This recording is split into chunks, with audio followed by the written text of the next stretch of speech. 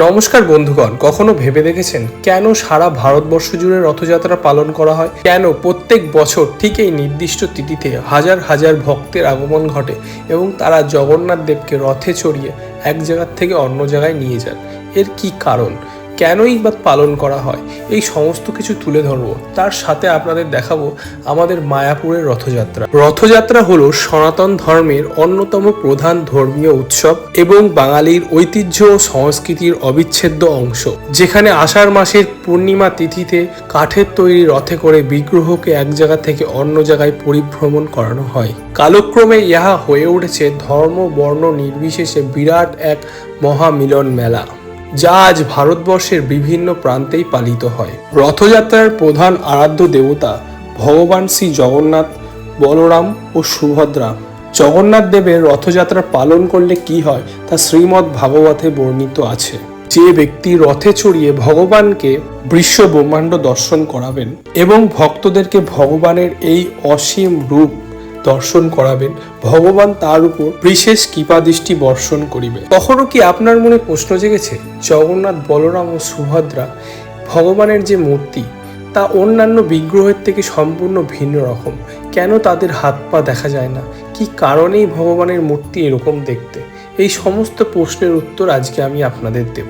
সনাতন ধর্মে যেসব দেবদেবীদের মূর্তি পূজিত হয় সেই সব মূর্তি অষ্টধাতু, সোনা, রূপো, তামা, কখনো মাটি দিয়েও তৈরি করা হয়, কিন্তু জগন্নাথ দেবের মূর্তি শুধুমাত্র বিশেষ ধরনের নিম কাঠ দিয়ে তৈরি করা হয়।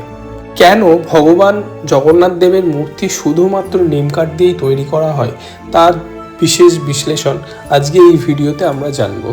মূর্তিতে আমরা দেখতে পাই চৌকো মাথা, বড় বড় চোখ এবং অসম্পূর্ণ হাত। জগন্নাথ দেব, বলরাম ও সুভদ্রা দেবী এই অসম্পূর্ণ হাত পায়ের পেছনে অনেক প্রচলিত কাহিনী রয়েছে, কিন্তু আসল ঘটনাটি অনেকেরই জানা নেই। জগন্নাথ দেব হলেন ভগবান বিষ্ণুরই অবতার। বিশ্বাস করা হয় রাজা ইন্দ্রদুম্না ভগবান বিষ্ণুর মন্দির তৈরি করতে চেয়েছিলেন, কিন্তু বিগ্রহের কেমন আকার দেবেন তা নির্ধারণ করতে পারছিলেন না। যখন তিনি এই সমস্যার কথা ভগবান ব্রহ্মাকে জানান, তখন ভগবান ব্রহ্মা ইন্দ্রদুম্নাকে বলেন যে ভগবান বিষ্ণুর ধ্যান করে তার কাছ থেকেই জেনে নিতে যে বিষ্ণুদেব কেমন বিগ্রহের আকৃতি চাইছেন।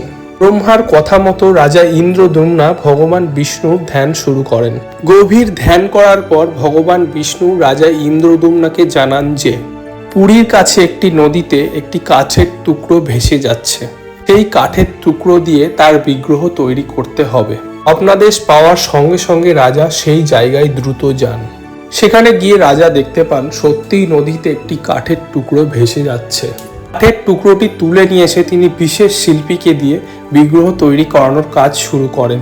কিন্তু যতবারই শিল্পী সেই কাঠের টুকরো দিয়ে বিগ্রহ তৈরি করতে যাচ্ছে, ততবারই সেটি ভেঙে যাচ্ছে। কোনোভাবেই বিগ্রহটি তৈরি করা যাচ্ছে না। এমনভাবে কিভাবে বিগ্রহ তৈরি হবে, রাজা ইন্দ্রদুম্না প্রবল দুশ্চিন্তায় পড়লেন। তখন রাজা বিশ্বকর্মা শরণাপন্ন হন এবং তাকে অনুরোধ করেন যে এই ভগবানের বিগ্রহ যেন তিনিই তৈরি করে দেন।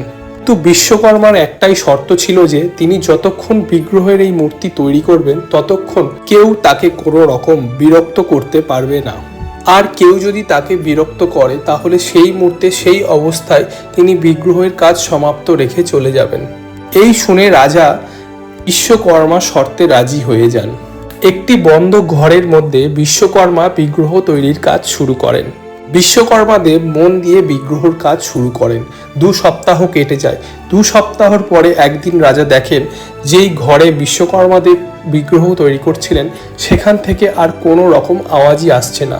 এই ভেবে রাজা ব্যাকুল হয়ে যায়, যে রাজা ভাবে যে হয়তো বিগ্রহ তৈরি হয়ে গেছে। এমন অবস্থায় রাজা ইন্দ্রদুম্নার স্ত্রীও পড়ে যান মহা দুশ্চিন্তায়। তিনি রাজাকে বলেন তাদের এক্ষুনি গিয়ে সেই ঘরে প্রবেশ করে দেখা উচিত সবকিছু ঠিকঠাক আছে কিনা। এদিকে বিশ্বকর্মার শর্ত অনুযায়ী রাজা ইন্দ্রদুম্নার ঘরে প্রবেশের কিন্তু কোনো ইচ্ছাই ছিল না। আবার সেই ঘর থেকে কোনো রকম আওয়াজ না আসায় রাজামশাই খুব দুশ্চিন্তায় ছিলেন। অবশেষে তিনি সেই ঘরে খুলে দেখেন যে সেই ঘরে আদপে কি হচ্ছে। অবশেষে রাজা ঘরে ঢুকে দেখেন সেখানে কোনো কারিগর নেই, শুধুমাত্র একটি অসম্পূর্ণ বিগ্রহ পড়ে রয়েছে। রাজা বুঝতে পারেন তিনি বিশ্বকর্মার আদেশ অমান্য করেছেন, তাই এমন ঘটনা ঘটেছে।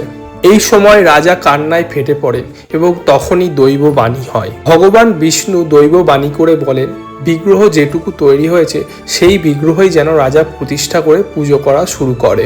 ভগবান বিষ্ণুর আদেশ মতো রাজা ইন্দ্রদ্যুম্ন সেই বিগ্রহই প্রতিষ্ঠা করেন এবং তা পূজা পাঠ করা শুরু করেন। তখন থেকেই ভগবানের এই রূপের মাহাত্ম্যই দেশ জুড়ে ছেয়ে যায় এবং এই রূপই জগন্নাথ, বলরাম, সুভদ্রা পূজিত হতে থাকেন। উড়িষ্যা রাজ্যের পুরী এই রথযাত্রার জন্যই কিন্তু সারা বিশ্বব্যাপী প্রসিদ্ধ লাভ করে। রথযাত্রায় 3টি আলাদা বিগ্রহের জন্য 3টি আলাদা রথের ব্যবস্থা করা হয়। রথযাত্রার মূল দর্শনীয় বিষয় হলো এই 3 রথ। প্রথমে যাত্রা শুরু করে বড় ভাই বলভদ্র, তারপরে ছোট বোন সুভদ্রা এবং তারপরে সর্বশেষে আসেন আমাদের জগন্নাথ দেব। ভগবানের রথের দড়ি টানলে কঠোর থেকে কঠোরতম পাপীর পাপ মোচন ঘটে এবং পরম পুণ্য লাভ হয়। তাই প্রত্যেক বছর দলে দলে মানুষ ভিড় করে ভগবান রথের এই দড়ি টানার জন্য। ভগবান জগন্নাথ হলো বিষ্ণুর আর এক রূপ। ভগবান কৃষ্ণ যখন দ্বারকা নগরীতে অবস্থান করতেন, তার সমস্ত কঠিন কাজ সম্পন্ন হওয়ায় তার ভক্তরা তাকে রথে চড়িয়ে বৃন্দাবনে ফিরিয়ে নিয়ে যাওয়ার জন্য একটি রথযাত্রার আয়োজন করে। সর্বপ্রথম রথ সেখানেই পালন করা হয়। ভগবান কৃষ্ণের ভক্তরা পরম ভক্তি সহ তাকে রথে চড়িয়ে ফিরিয়ে নিয়ে গেছিলেন বৃন্দাবনে। শ্রীকৃষ্ণের আমলেই ভক্তরা প্রথম ভগবানকে রথে চড়িয়ে পরম ভক্তির সাথে ফিরিয়ে নিয়ে গেছিলেন বৃন্দাবনে। ভগবান যাত্রা শুরু করেছিলেন সুন্দরাচল থেকে নীলাচল, অর্থাৎ আজকের জগন্নাথ মন্দির থেকে গুন্ডিচা মন্দির, যা ছিল আদিকালে দ্বারকা নগরী থেকে বৃন্দাবন ধাম। এই প্রথারই বিবর্তিত রূপ বর্তমানে জগন্নাথ পুরীর রথ। ভিডিওটি ভালো লাগলে কমেন্ট করে জানাবেন কেমন লেগেছে। একটি লাইক করবেন এবং বন্ধুদের সাথে অবশ্যই শেয়ার করতে ভুলবেন না। ভালো থাকবেন, দেখা হচ্ছে পরবর্তী ভিডিওতে।